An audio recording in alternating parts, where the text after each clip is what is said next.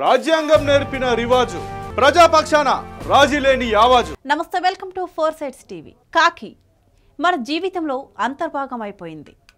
ఉదయం లేచింది మొదలు నిద్రపోయేదాకా కాకి నుంచి మనం ఎన్నో విషయాలు నేర్చుకోవాలి. అదేంటి ఇప్పుడంతా యూట్యూబ్ నుంచి గూగుల్ నుంచి నేర్చుకుంటుంటే మీరు కాకి నుంచి నేర్చుకోమంటున్నారు అనుకుంటున్నారా? అది ఎలాగో తెలుసుకోవాలంటే ఈ స్టోరీ చూడాల్సిందే.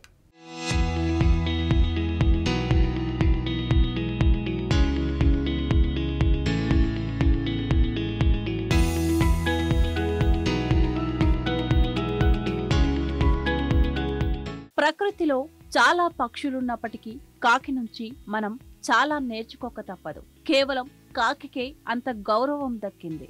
వేకువజామునే బ్రహ్మ ముహూర్తంలో మేల్కొని స్నానమాచరించే పక్షి కాకి.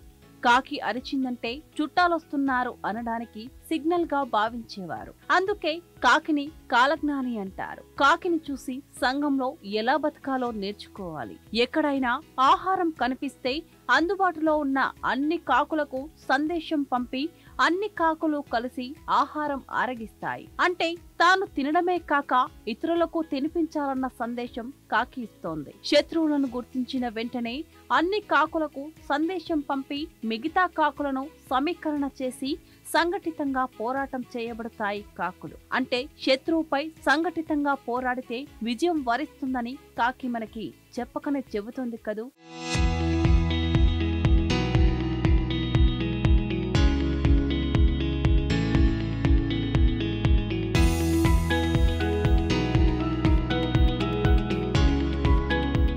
క్లబ్లు, పబ్లు అంటూ మనిషి విచ్చలవిడిగా ప్రవర్తిస్తుంటే ఆడకాకి మగకాకి కలవడం కూడా పరుల కంట పడకుండా ఎంతో గోప్యంగా ఉంటాయి. ఒక కాకి మరణిస్తే అన్ని కాకులు గుమిగూడి సంతాపం తెలియజేస్తాయి. చుట్టూ చేరి అరుస్తూ రోదన చేసి స్నానం చేసి గూటికి చేరుతాయి. సూర్యాస్తమయం సమయానికి గూటికి చేరే సలక్షణమైన అలవాటు కాకులదే. అంటే సమయానికి ఇంటికి చేరే సమయపాలన కాకులదే. అంతేకాదు సూర్యాస్తమయం తర్వాత ఆహారం ముట్టని సద్గుణం కూడా కాకులదే. సూర్యగ్రహణం ఏర్పడిన సమయంలో కాకులు గూటికి చేరి గ్రహణం విడిచాక స్నానమాచరించి బయట ఎగురుతాయి. అంటే అవి ఆచార వ్యవహారాలు తూచా తప్పకుండా పాటిస్తాయి.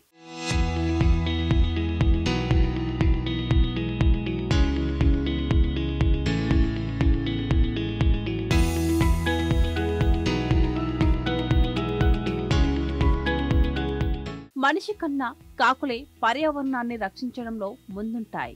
ఎలా అంటే పళ్ళు తిని మరో చోట విసర్జన చేస్తే అక్కడ ఆ బీజం పడి మొలకెత్తి మొక్కలు పెరిగి వటవృక్షాలుగా పెరుగుతాయి. అలా పచ్చని ప్రకృతిని విస్తరించి పరిరక్షించుకోవడంలో కాకుల పాత్ర చాలా గణనీయమైనదని చెప్పాల్సిందే. అంతేకాదు ప్రకృతి వైపరీత్యాలు వచ్చే ముందు, భూమి కంపించే ముందు, తుఫానులు వచ్చే ముందు కాకులు సూచన చేస్తూ అరుస్తూ లోకానికి సూచిస్తాయి.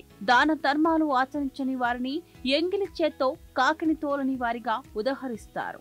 కూజాలో రాళ్లు వేసి అట్టడుగున ఉన్న నీటిని పైకి తెచ్చి తరువాత దాహం తీర్చుకునే సాంకేతిక పరిజ్ఞానం కూడా సంతరించుకుంది కాకి. అంటే కాకికి అపారమైన తెలివితేటలు ఉన్నట్టు మనం ఒప్పుకోవాల్సిందే.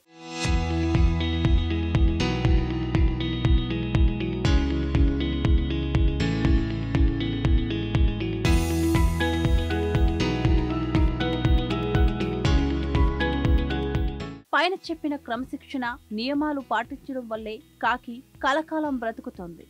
సో కాకిని ఫాలో అవుదాం, కాకిలా కలకాలం జీవిద్దాం.